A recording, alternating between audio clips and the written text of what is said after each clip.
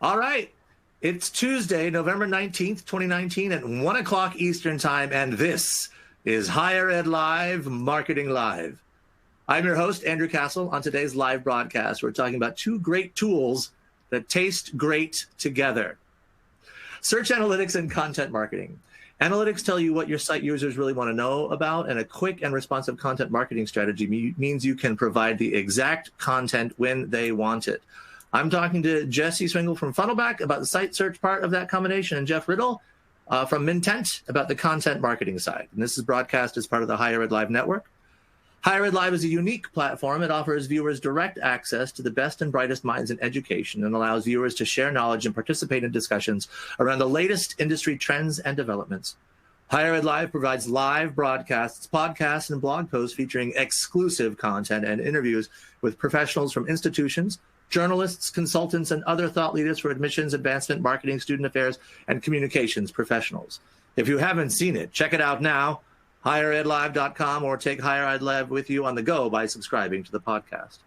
You can be a part of our live broadcast by sharing your knowledge. You can participate in today's discussion by tweeting us using hashtag Higher Ed Live. We'll respond during the broadcast if we can, or follow up later with any questions that we can answer if we miss them while we're on the air. Today's broadcast is co-sponsored by Mintent and Funnelback. Mintent helps marketers optimize their entire content marketing process from start to finish with a powerful suite of software and digital marketing services. Funnelback is a website search and enterprise search platform that combines a powerful machine learning algorithm with a comprehensive insight engine to empower your visitors, customers, and team. Funnelback aims to surface the most relevant information for each user at the right time, every time. Higher Ed Live is produced by M. Stoner, a digital-first agency committed to tailored solutions that drive real results. I am joined today by Jesse Swingle from Funnelback and Jeff Riddall from Mintent. Jeff, I'm going to go to you first. Describe a bit of what Mintent is about, and I want to make sure I'm pronouncing your name right. It is Riddall? Riddell, actually, yeah. It's Riddell, okay, good. I wanted to make sure that I got correct. All right, tell me a bit about Mintent. Yeah, absolutely. We get a little preview there. Effectively, Mintent is a content marketing platform, and it's designed to help marketers create, distribute, plan, and measure the performance of their content and campaigns. We have an editorial calendar, customizable creative briefs and workflows, collaboration tools, and then our own proprietary analytics. But an important part of the planning process is actually the figuring out and including the keywords and content research and discovery in order to really maximize visibility in organic search. And that's a big part of what we're going to talk about today and how we work together with Funnelback around that, because we help with that part too. So Jesse, tell us a little bit about Funnelback. Sure. I'll give you the quick overview. Funnelback really is focused on that search bar that's right there at the top right corner of most websites. Within higher ed, we really are focused on bringing in social media, staff directories, course directories, and the kind of content that oftentimes students have to go to specific pages to find. We want to bring that all right into that search experience, same way they experience it on Google and on Amazon and on Netflix, and all the pages they're already on. Great. So it's so fascinating to me. And tell me, we'll start with you, Jesse, since we talked to you last. What brought you two together to talk about this? Was there an aha moment? You're at a conference, I'm understanding, and were you tabling next to each other, and so you're chatting when the sessions were going on? How did it start? How did this brave union begin? Yeah, we were actually at PSE Web, which is a higher ed conference that was held last year in Saskatoon, which I recommend. Beautiful city. We were sitting next to each other and talking a little bit about analytics, and Funnelback is often confused with an SEO solution, and we often get a little bit of side eye from other SEO vendors at conferences.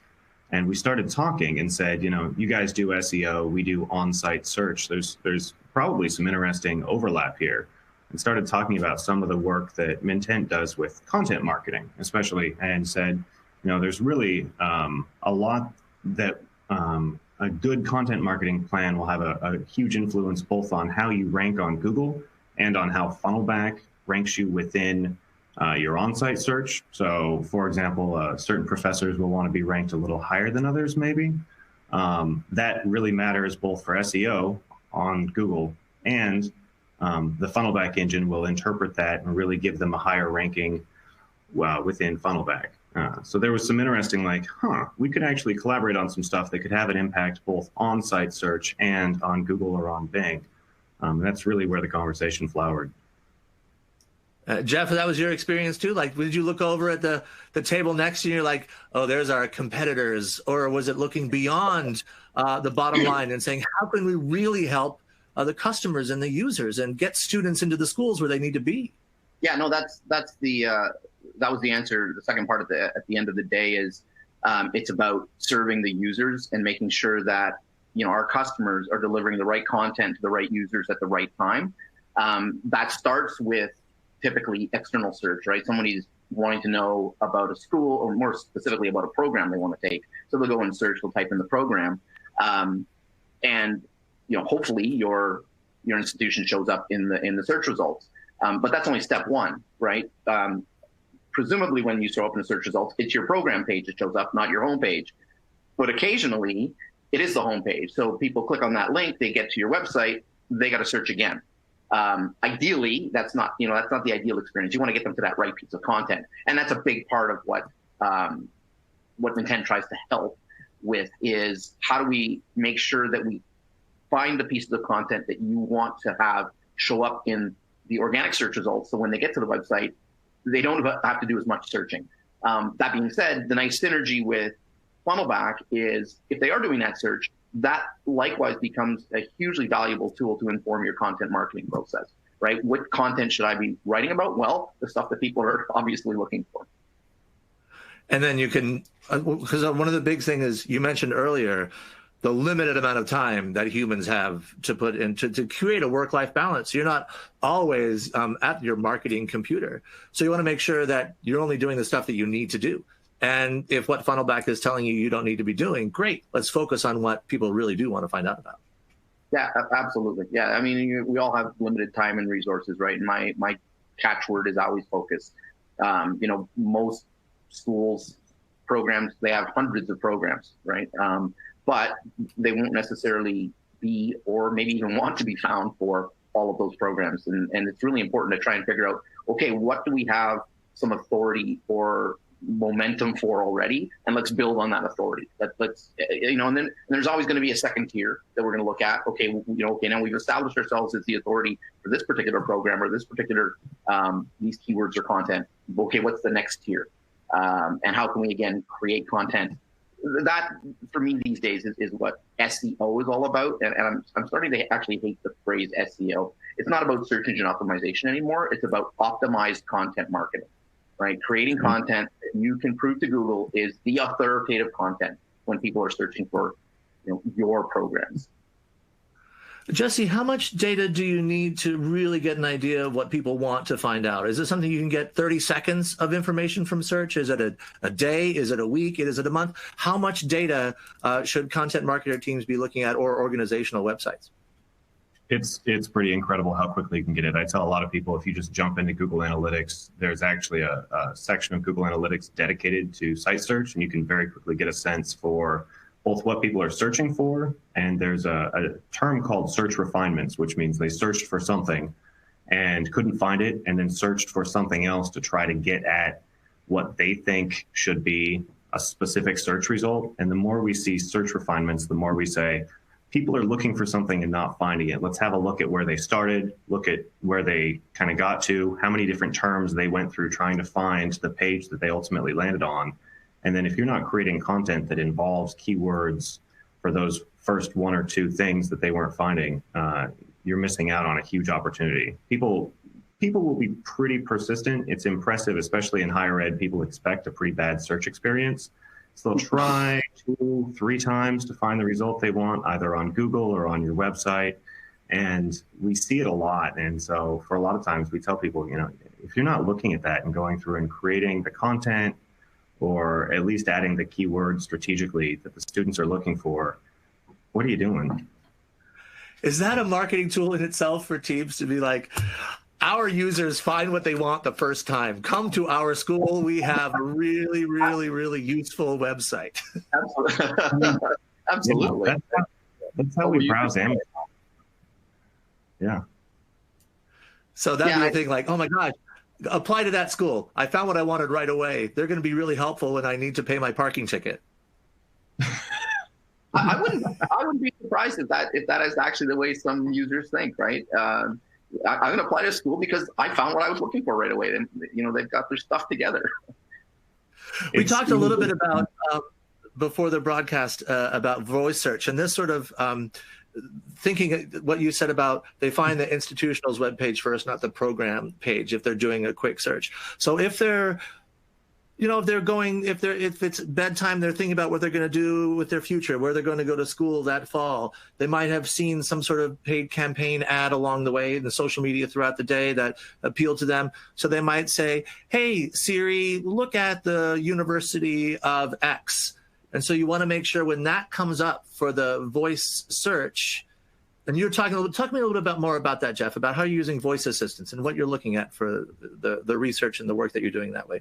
Yeah, well, I mean, voice search is really about, and I think people are more and more starting to understand that they're only delivering a single result, right? A voice assistant can only give you one answer to your question.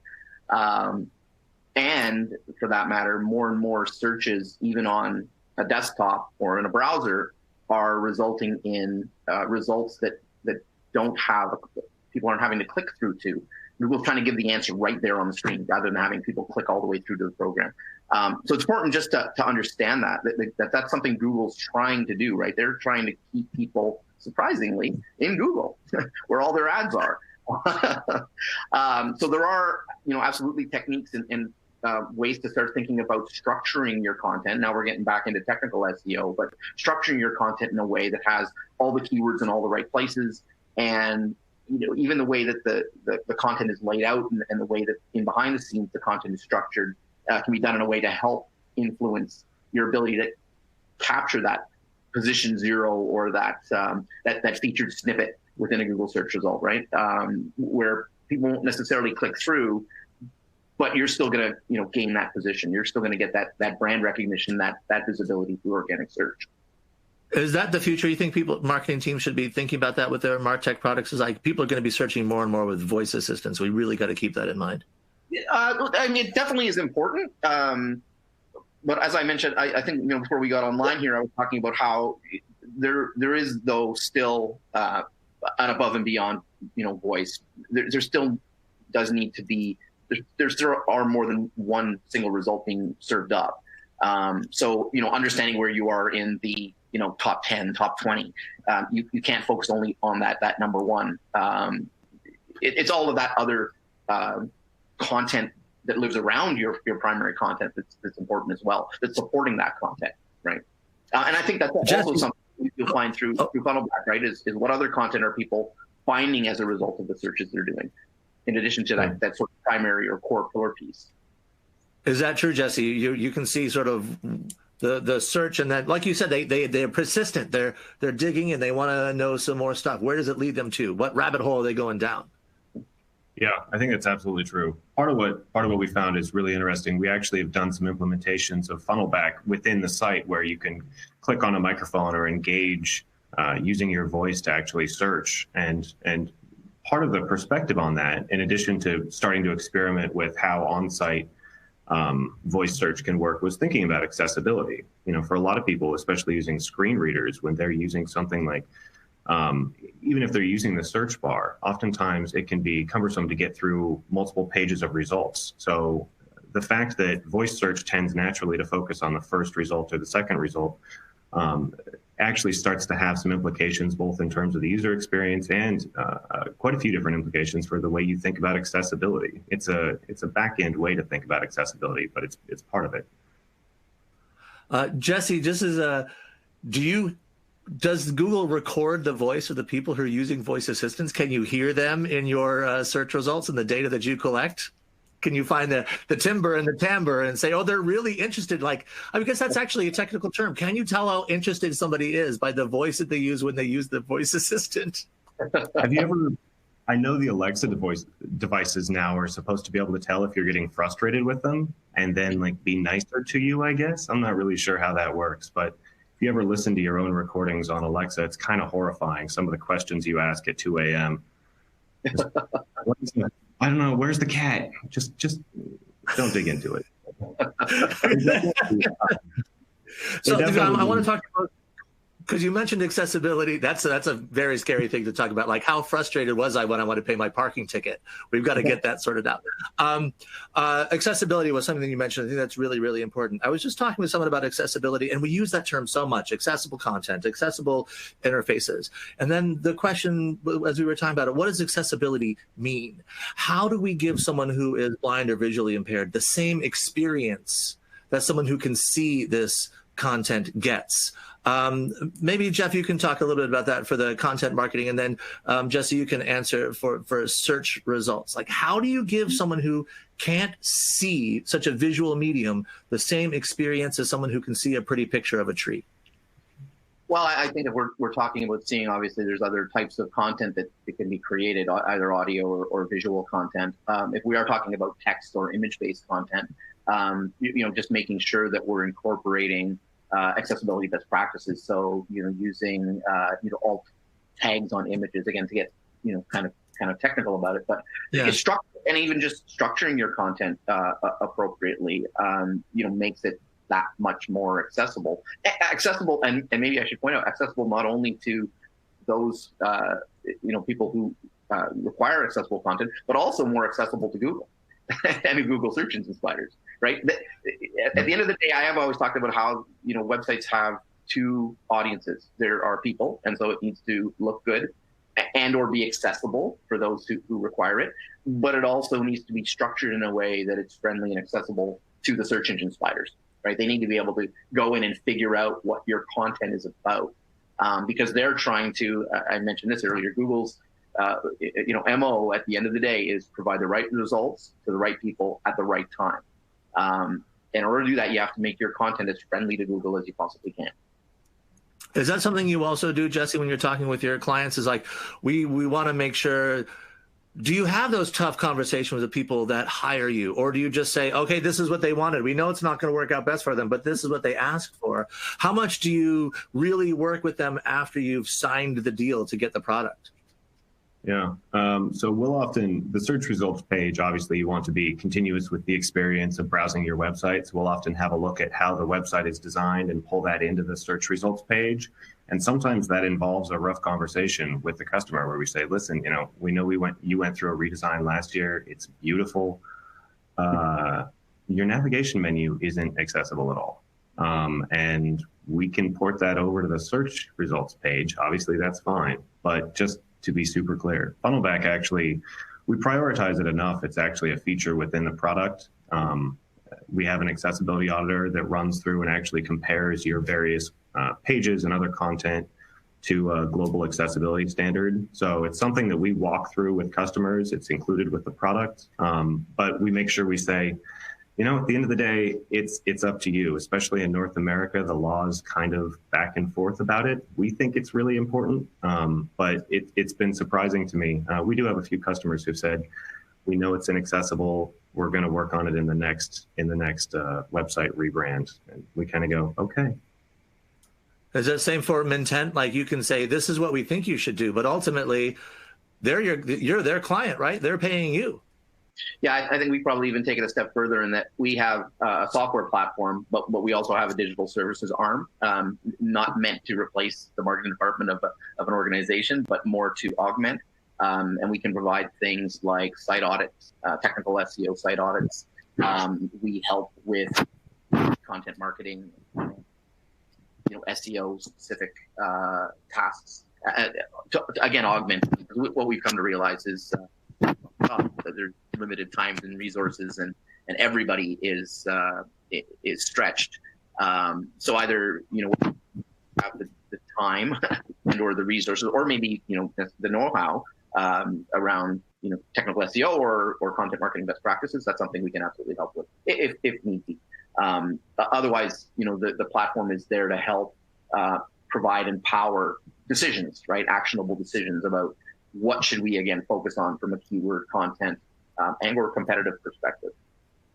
And again, this comes back to the marketing of the school itself. Like, we have found our content is really, really accessible. We have found our search tools are really, really accessible. This is a place that you want to go to school. If you are someone who is blind or visually impaired or really relies on these tools, this is a place where you can come because we have you in mind.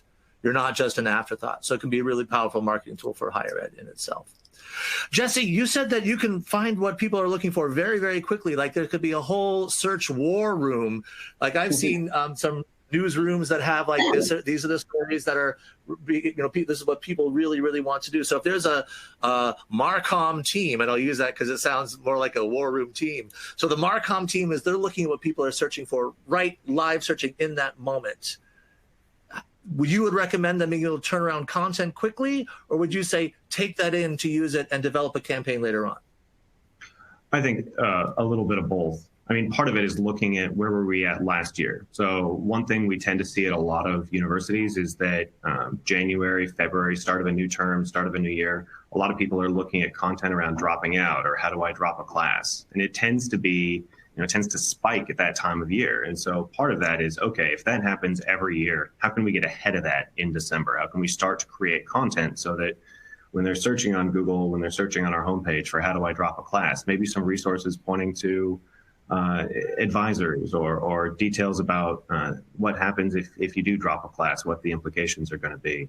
The other thing that you can learn real quick on the go, if students, for example, let's say you're a school and you have a lot of students who are searching for typhoon because there's a hurricane coming, and because of their background or for whatever reason, they're searching for the wrong terminology and you're not producing content for that. You suddenly have the opportunity to A, create content that says hurricane/typhoon preparation at our university, but B, you get some insight into where students, where their parents are at. They're worried about how your university is responding to this, so it's the perfect opportunity for you to get ahead of it. Again, respond very quickly with a quick content piece or a video from the provost saying, things are okay, we're prepared, this is what we've done to get ready. So I think both looking back and creating a content calendar that responds to what people are looking for, as well as just dynamically preparing yourself to respond as certain things come up. In both instances, search can really be a killer utility for understanding what students want. Jeff, how fast can Mintent respond to that? Like in a crisis, or it's a weather crisis, or God forbid there's an active shooter on your campus, or there's a speaker that's causing a ruckus that's happening. How fast can Mintent respond? Well, I mean, typically it's actually going to be the marketing department or whichever, our customers, the ones actually doing the responding.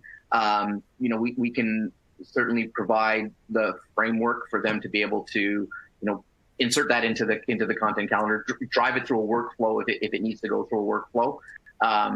If there need to be approval processes before content actually gets published, that can all be automated, and maybe in some cases they have templates for those types of things, right? They build a template for a workflow. If something quickly has to be approved, it needs to go through these 3 steps or these 2 steps. Where if it's a blog post or we're writing an ebook or just doing something more, putting out a video or maybe a student guide, those workflows tend to be a lot more involved and take time.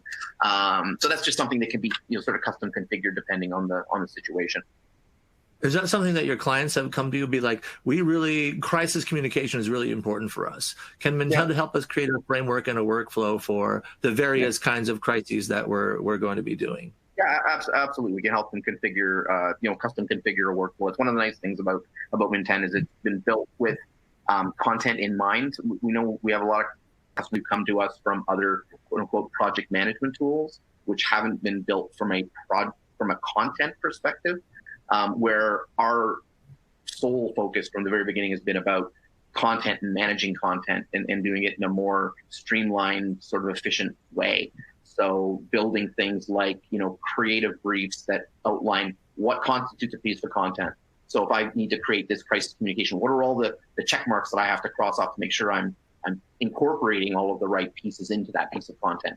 And then again, the other piece is the workflow. Who does this need to go through? And can we automate that process so that there's, email-based notifications? And, once it's it's approved and goes on to the next stage, that those people are notified, so they know they're up to bat and it can get done as quickly and efficiently as possible, without losing it in emails or spreadsheets, which is the way a lot of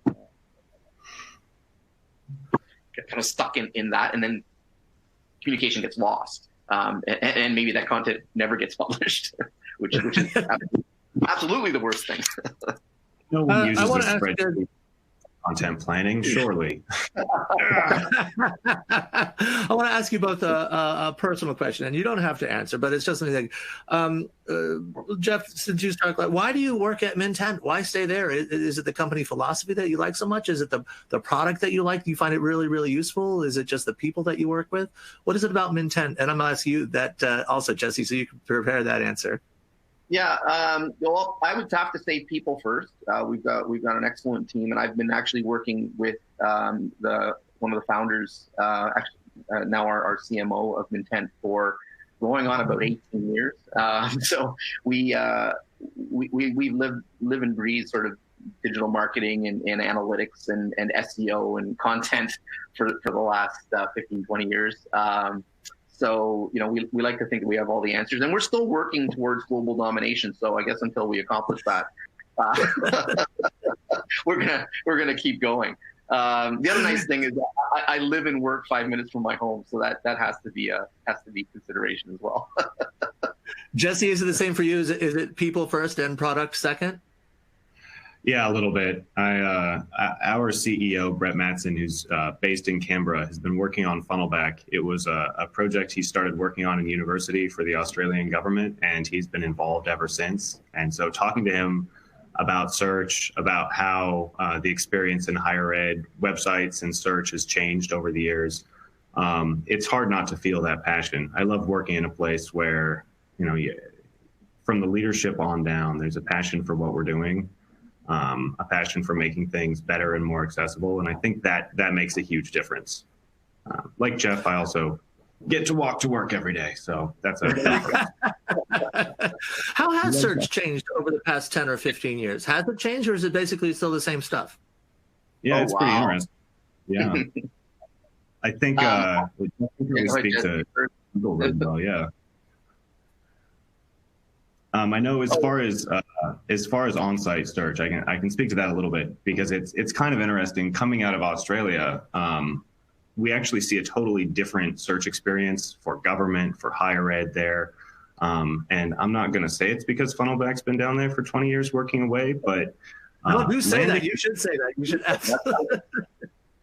It's such a different experience. I think partly because Google has done such an incredible job of searching the web that a lot of universities and other institutions in North America have just said, let's just let Google do it, or let's just let our default Drupal system do it. People are going to search on Google anyway. And so the on-site search experience has been neglected at best. And even just trying to use it as a tool to understand what students are looking for, it's been incredibly neglected.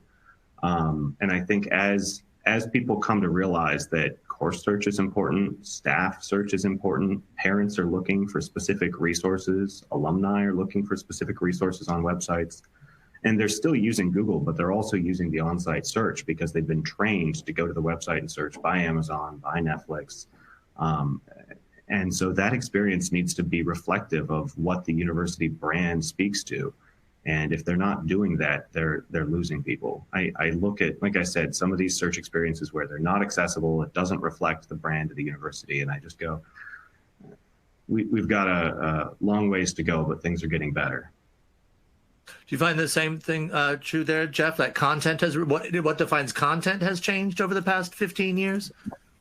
Yeah, I was going to say that, at its core, search hasn't really changed. My personal opinion, marketing hasn't really even changed that much. It's about, at the end of the day, and I said it earlier, about, kind of convincing Google that you're the authority on the keywords and the content that you want to be found for. Now, the challenge has become there's a whole lot more content out there, just exponentially more content. So how do you differentiate and convince Google that you're the authority? And you have to do that with better, high quality, relevant content that people are looking for, and also content that people want to read and like and share. Those are signals, right? The more content that people read and like with their broader community, the more chance that Google's going to recognize the fact that content is authoritative, relevant content for the watch. The other thing that Google's gotten better at, and we hear about Google's algorithm updates, and people freak out every time there's an algorithm update. They have about 500 a year, I think, and all they're doing is they're tweaking and tuning their ability to provide the right results to the right people at the right time. In the last 5 years, most of their algorithm updates have really been around trying to figure out how to determine the intent that people have when they search, right? Because people aren't always very specific about, what they're looking for. You mentioned earlier, I want to go to a movie tonight. Well, okay, can I figure out, what movie? And sometimes I might not even put that in, right? I might just type in movie. Okay, if you type in movie, do you want to know what a movie is? You want to go to a movie, right? Or do you want to make a movie, right? Like you could say, like, I want to go to nursing school. And so the search would say, okay, well, based on all the stuff I know about you, where you live, the stuff that you searched about, this is actually the nursing school that you're looking for. Yeah, I don't know if it gets that fine, and definitely your previous history comes into play. But I think they even want to take phrases where they don't necessarily know your previous history and see if they can look at, well, maybe a combination of sort of what did you search for last, or like you said, maybe based on location, maybe based on any number of factors, things that they know about you, because unfortunately we know Google knows way too much about you, about us these days. But their end goal, again, right result, right person, right time. And so, the goal of the marketer has to be, how do I make sure that I'm answering all of those questions and understanding the intent of my users who are searching. FAQs on a website are playing an increasingly important role. Just have the question and the answer right there, and structured in a way that Google wants it, right? There's a thing called schema, which is a way of structuring content, and there's a schema specifically for questions and answers.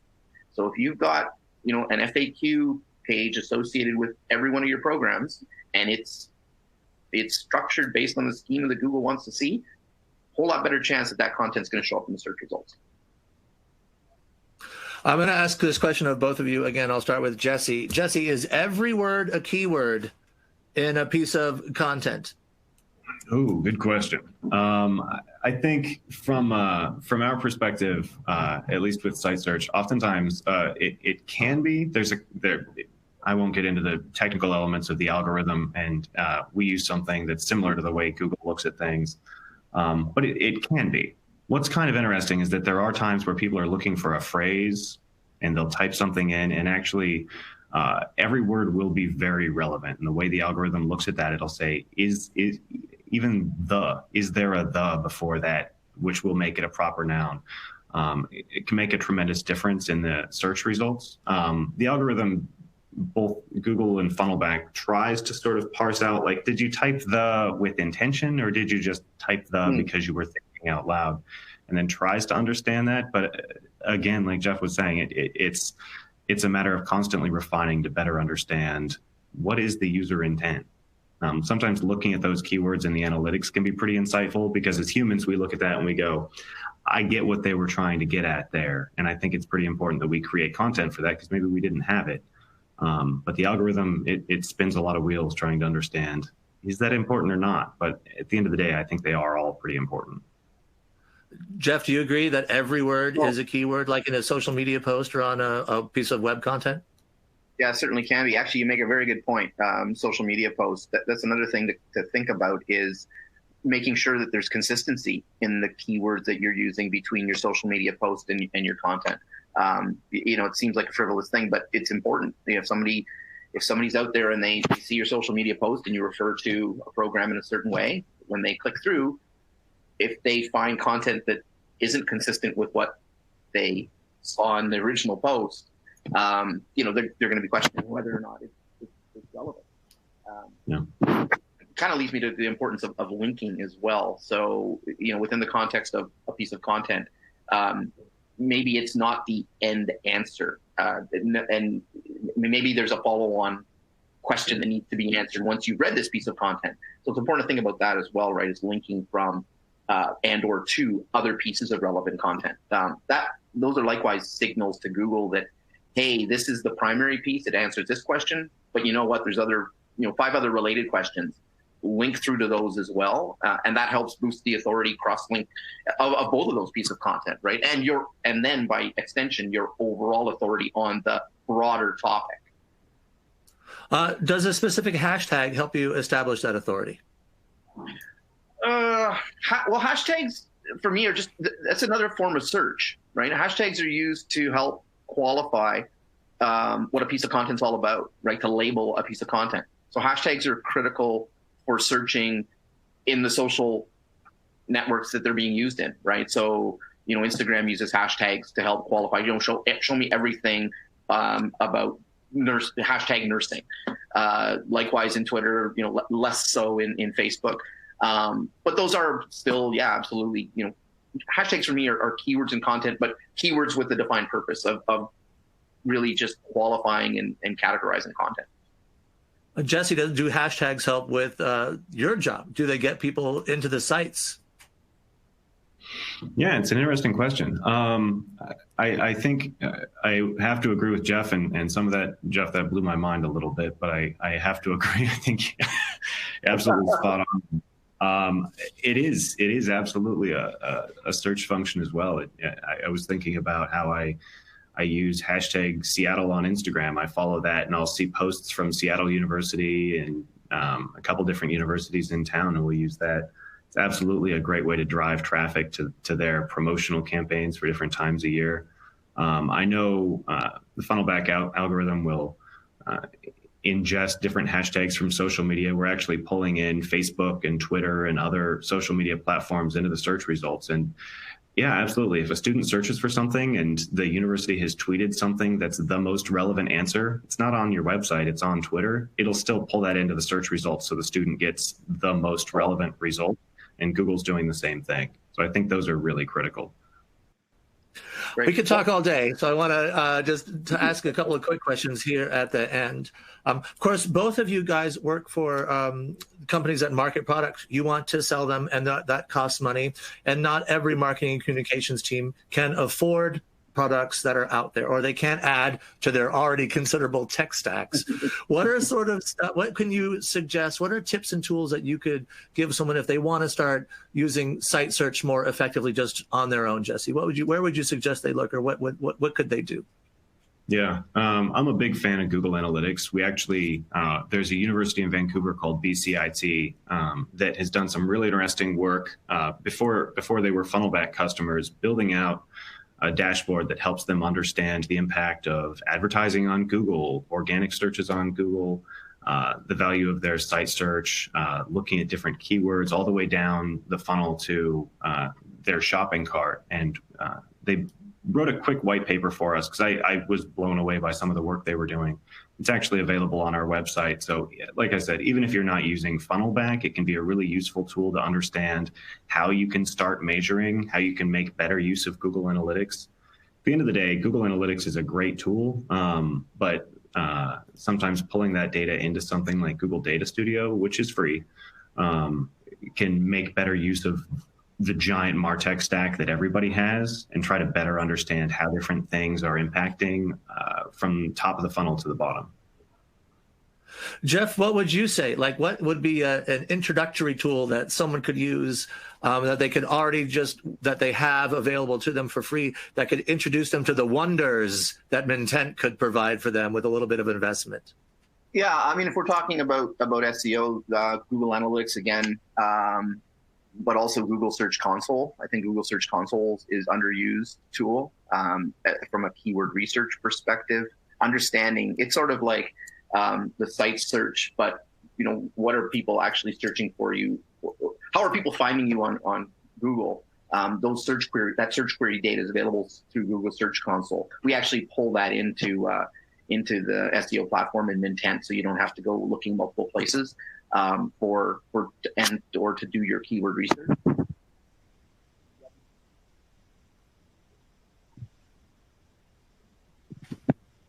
Every time you do a search down at the bottom, there's people also searched for, or these are the suggested, related phrases. We use those as sort of our primary source to say, these are the other keywords you should be considering, right? As we said, these days, it's more about not looking for that perfect keyword, but that perfect keyword is your starting point, and then you need all of the sort of related keywords around it you can incorporate into other pieces of content. For me, Google makes it.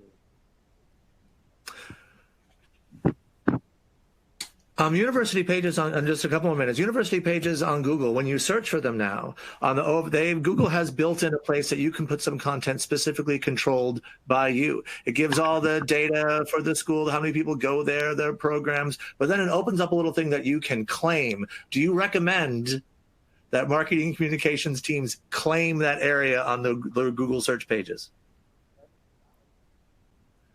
That is your Google My Business page. And again, another sort of oft overlooked, up until I think in the last sort of 5 years, people have come to realize the importance of that Google My Business page, particularly for local businesses. That's your second website for all intents and purposes, right? Because it is showing up right there on Google. More and more is trying to deliver localized results, right? I'm based in Barrie. When I search, they want to give me stuff that's in Barrie first. You're in Anchorage or in Alaska, they want to give you your stuff first, right? It's stuff that's locally interesting to me. Or Seattle is going to get Seattle-based results. So that Google My Business page, 100%. I'd be devastated if all institutions didn't have control or didn't claim that page. And also, they're building a lot more functionality into those pages as well. The ability to post images, post updates, and that's going to have an effect on your ability to rank in the organic search results. So if you neglect that page, you're not doing yourself any favors. You agree, Jesse?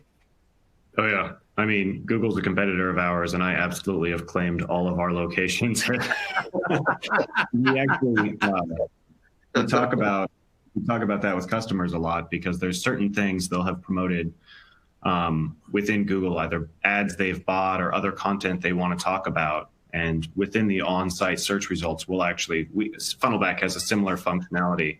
So you can actually show certain elements or call out certain features when people search for certain terms within the search results. So if you search for architecture and we want to highlight a certain professor or a certain campaign we have going on, oftentimes we'll encourage universities to surface that right up at the top, or make sure that data is available, so that the experience on Google and on your homepage are very, very similar. Jeff, I have one last little question for you. You talked a little bit earlier about web pages and stuff, content that's been around for years. How do you do content marketing with stuff that's 5-10 years old, or should you be taking that down off of your websites? No, absolutely not. You should be looking to refresh that content on a regular basis where possible. Because that's a content that presumably will have established authority already, right? Whether we like it or not, part of what constitutes authority is legacy, is that you've been around, you've established yourself as an authority on a particular topic. I would never, I'd look at that piece of content specifically first, see, what if any traffic it's getting, what if any keywords it's ranking for, and continue to use that as your pillar piece. Now, you would build complementary content around it, blog posts, related articles, those types of things. But if Google's signal that this is the piece of content that shows up in the search results, do not get rid of it. The same, would you say, from the site search point of view, Jesse, that don't take stuff down, leave it up there? How big should a website be? Does it depend on how fast it loads? Yeah, I mean, I have to agree there. I think, for on-site search as well as for Google, what we're really looking for is the most authoritative page. For Google, it's looking for who is the most authoritative and then the page on their site. For your on-site search, we're still looking for what page is really going to answer that question best. And having the right content is super critical. If there's an older blog post that answers a question that comes up and you take that down because it's old content, there'd better be an answer, an equally good answer somewhere else on your site or on social media to answer that question, or else, again, students are pretty persistent, but only to an extent. If they don't find what they're looking for in the first search or two, they're out. Yeah, maybe I can add. Jeff, go ahead. I was going to quickly say, to add to that, I mentioned, spruce it up, tweak it, maybe, incorporate infographics, add links to other relevant content, maybe think of adding a video, something that's going to just further enhance the authority of that piece of content, or make it that much more, relevant to answering the question. Make sure that it answers and fully answers the question that it's answered, or that it should be answered. So at the end here, I want to make sure that I highlight the synergy of what these two things are.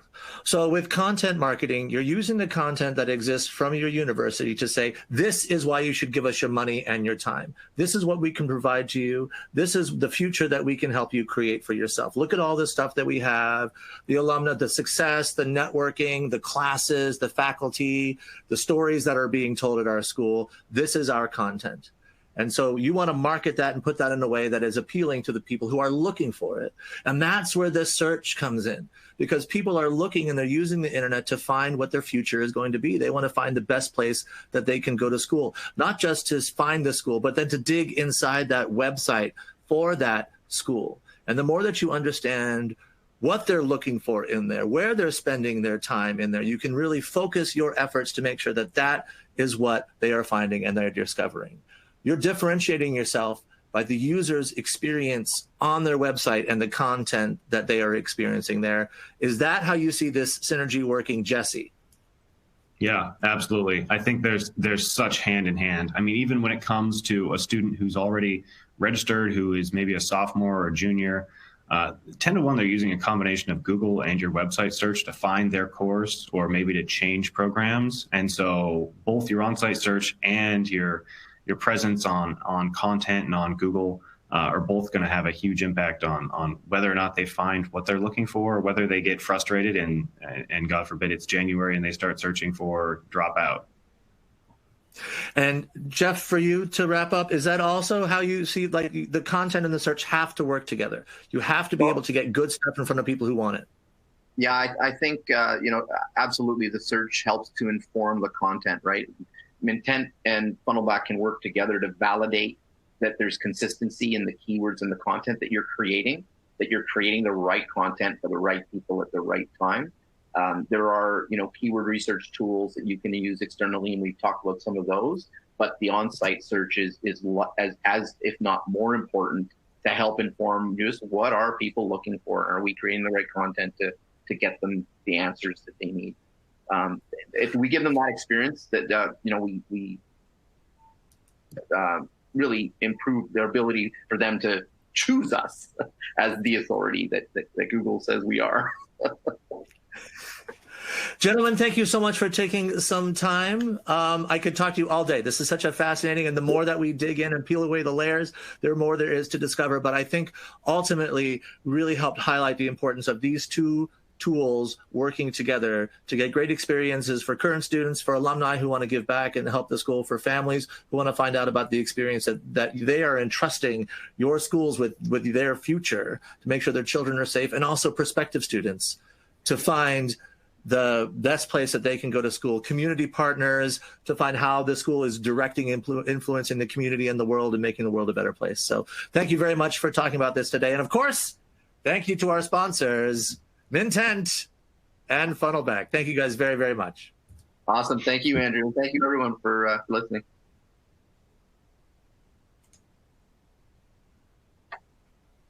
All right. Oh, this is on air.